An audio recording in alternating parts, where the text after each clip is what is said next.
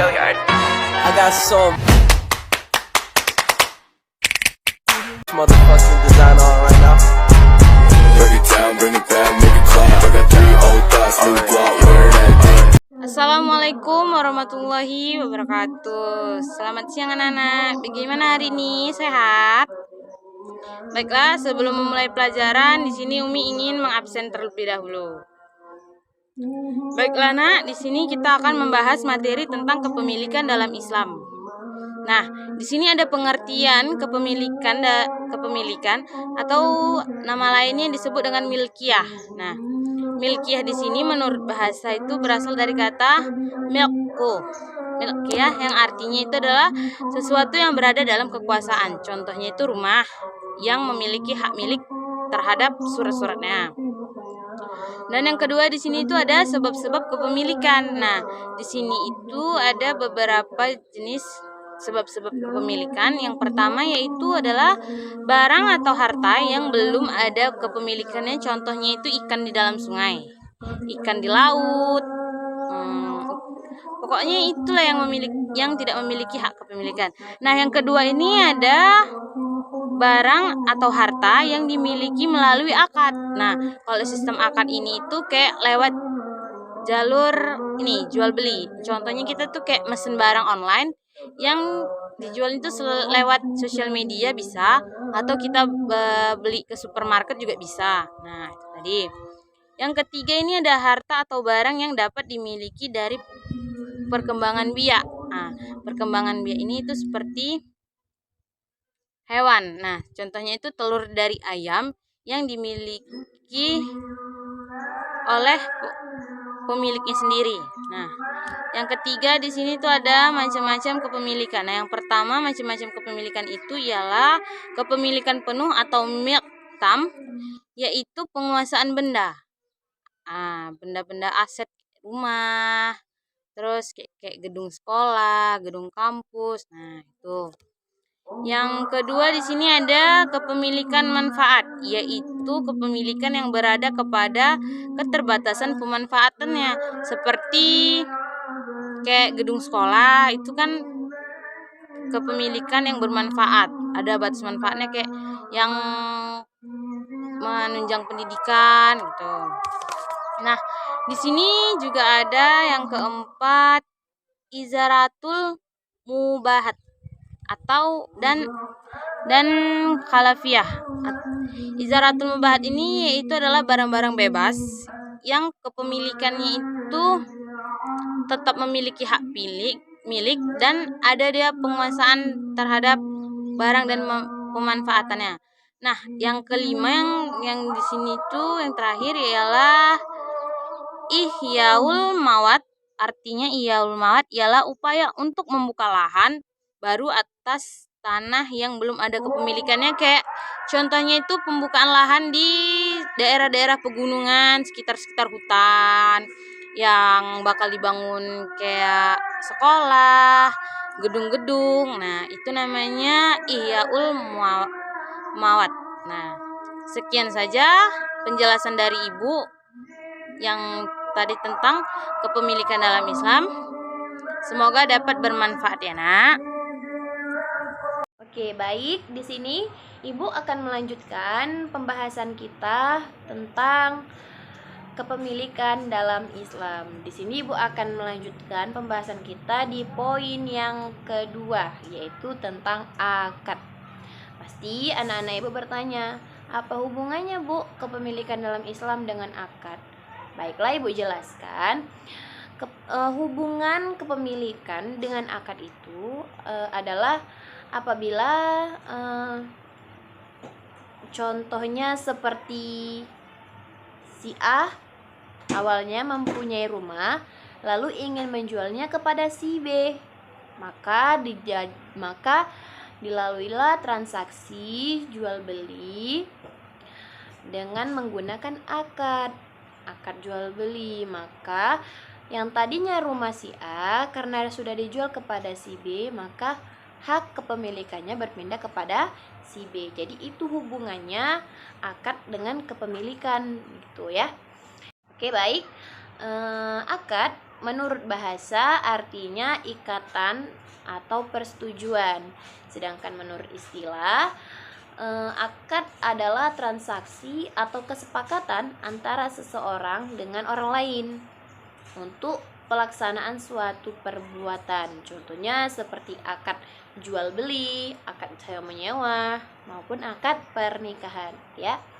Adapun di sini rukun dan syarat akad, yang pertama Ibu akan jelaskan rukunnya dulu ya. Yang pertama, rukun akad yaitu dua orang atau lebih yang melakukan akad atau transaksi disebut akidain. Baik.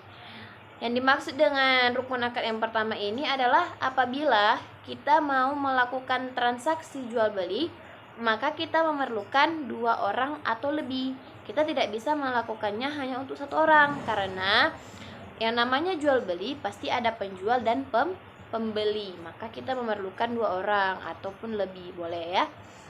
Yang kedua, sigot atau ijab kabul. Maka di dalam jual beli juga ada yang namanya ijab dan kabul, ya gitu.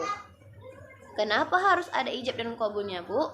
Karena itu juga termasuk akad, ya, juga termasuk akad. Yang biasanya kalau orang sedang melakukan interaksi jual beli, biasanya tuh kalau sudah selesai melakukannya pasti ada akadnya atau bicara kan, kayak penjualnya bilang jual ya, lalu pembelinya menjawab iya beli. Itu juga termasuk akad, itu termasuk akad dari jual beli ya.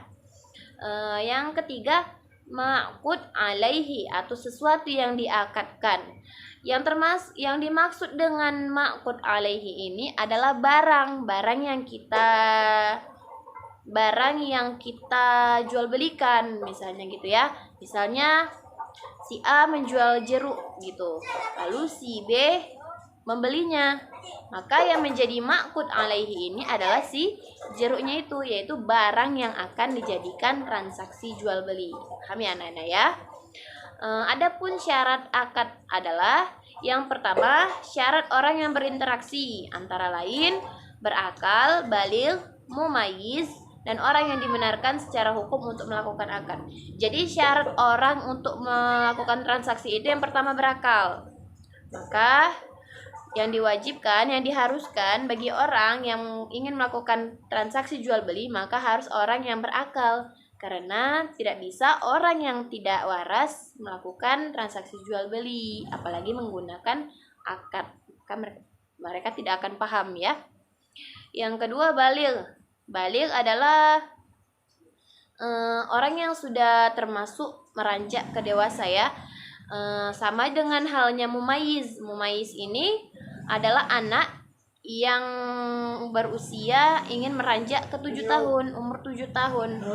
Jadi orang yang baligh dengan mumayyiz ini orang yang sudah bisa kita katakan sudah mengerti, sudah paham apa itu baik, apa itu buruk gitu kan.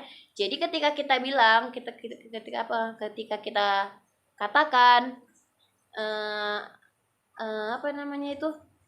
Ketika kita katakan, nah, di dalam jual beli itu ada yang namanya akad ya gitu. Lalu kita katakan seperti apa akad itu, kita sampaikan akad itu seperti ini, seperti ini, seperti ini. Mereka sudah paham, maka mereka diharuskan untuk melakukan akad ya pada saat berinteraksi pada dalam proses jual beli ya. Yang kedua, syarat barang yang diakadkan antara lain bersih, dapat dimanfaatkan, milik orang yang melakukan akad, dan barang itu diketahui keberadaannya. Jadi untuk barang yang akan diakadkan itu alangkah baiknya lebih baik bersih ya anak-anak ya. Namanya kita juga misalnya melakukan jual beli atau kita ingin menjual, pasti kita harus biasakan barang-barang itu kita itu berkualitas, bersih, dan bermanfaat ya. Dan milik orang yang melakukan akad itu harus diketahui keberadaannya. Jadi barang kita yang ingin kita beli itu kita harus tahu keberadaannya di mana gitu ya. Tuh. Yang C, syarat sigot. dilakukan dalam suatu majelis, ijab qabul harus diucapkan. Yang bersambung ijab dan qabul merupakan pemindahan hak atau tanggung jawab. Jadi syarat yang terakhir ini ijab qabulnya, seperti yang Ibu jelaskan yang di awal. Kalau misalnya bagi akad untuk orang yang ingin menikah, harus dilakukan dalam sebuah majelis perkumpulan. Di situ dimana harus ada saksinya, harus ada walinya, harus ada kedua mempelainya gitu ya. Kalau ijab qabul untuk jual belinya ya seperti kita seperti yang Ibu bilang tadi gitu kan, ada ucapan beli ya, iya jual gitu. Itu kalau ijab qabul untuk proses jual beli ya. Karena ijab qabul itu merupakan perpindahan hak atau tanggung jawab, maka harus kita lakukan. Karena kan kalau kita membelikan yang tadinya barang kita jual, berarti menjadi barang orang lain, menjadi hak milik orang lain ya. Yang ketiga ada macam-macam akad.